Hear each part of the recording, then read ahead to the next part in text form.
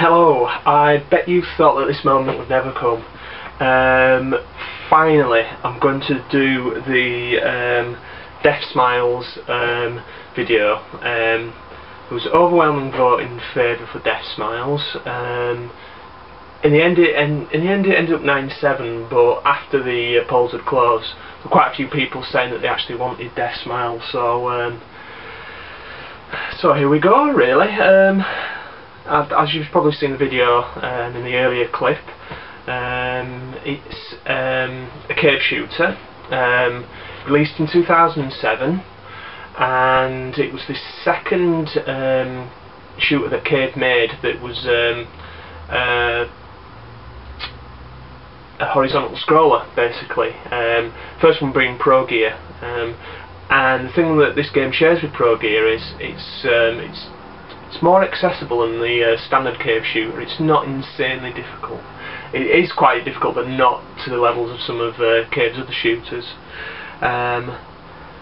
There was a sequel developed that's come out in the arcade. I believe it was this year, called Imaginatively Deathsmiles 2, and that one it's not got the kind of acclaim that Deathsmiles has got.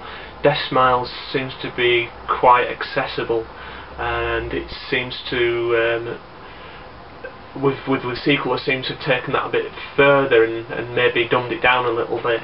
We'll have to see when that comes out, because I believe that that's slated for an Xbox release in the future. Whether that's as a formal product or what.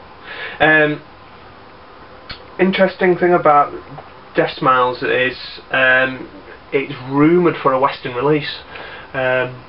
With the rumours that Cave are getting more, open to having Western releases, it's one of the ones that's touted for release. There's one of the first few Cave games that are released just because people generally seem to like it. I have to admit, I do think it's a great game. So without further ado, let's have a look at the actual box itself. So as you'll see, this is the limited edition version of Deathsmiles. It's not even funny how difficult this was to get. I had it on pre-order for months, and then at last minute I bottled it. I could have got it for, I think it was about £67, but basically I was a bit strapped for cash one month, and I had to cancel it. Players were really kind of nice and understanding, because I had a little bit more money than I anticipated, and a chap at PlayAsia tried to help me get a copy after it had gone on sale, but unfortunately they didn't have any more. They have now, but they didn't then. So they weren't able to secure me a copy, so I managed to get one on eBay for, including postage and packaging, it was around about the £93 mark on import. A hell of a lot of money to play for, the limited edition, but apparently it is quite limited, so I had to get it, basically. Right, in the limited edition version, you get a different slip cover. I mean, it's not the standard cover on either the slip cover or the front cover. Actually, it's slightly different. Now, some people prefer the standard release cover. I think they're both great, so I've got no real favourite there.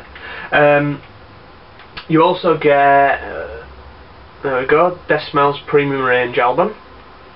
It's basically a soundtrack CD. There we go. It also, in the immortal words, includes a spine card. So yeah, they've snuck a little spine card in there on the soundtrack.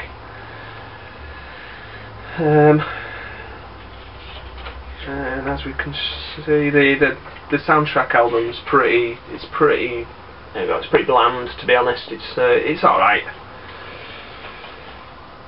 But yeah, nice little extra. I was chuffed when I saw the spine card. You know what I'm like with these things. Here we go. Okay, so there's the actual game itself with a slightly different cover on. there we go. There were rumours that you were going to get some kind of art book with this, but that never materialised, to be honest. There's also there we go. There's also a redemption card for Xbox Live to get a different costume on one of your characters.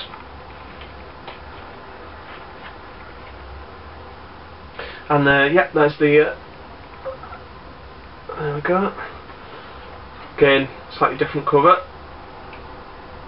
Nice full colour art book, as you're getting all these nice Japanese shooters. So yeah, I am a more horizontal shooter fan, to be honest. So for me, this was it's a great release. It is.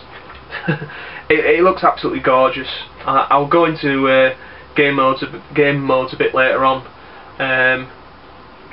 Just cause there's so much in it, to be honest.